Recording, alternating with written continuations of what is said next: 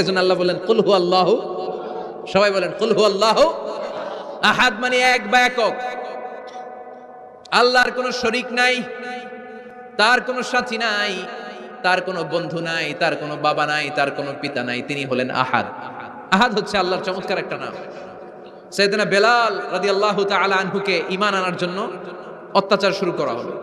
এমন কোনো মাইর নাই তারা দেয়া হয় না, পিটিয়ে পিটিয়ে রক্তাক্ত করে জমিনে ফেলে রাখা হতো, পিটিয়ে গোশত হাড্ডি থেতলে ফেলা হতো।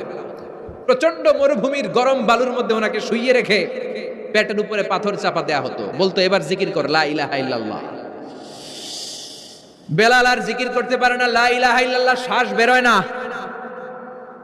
শ্বাস যেটা ঢুকায় বের করতে পারে না, শ্বাস নিতে পারে না, লা ইলাহার আওয়াজ আর মুখ দিয়ে বের হয় না।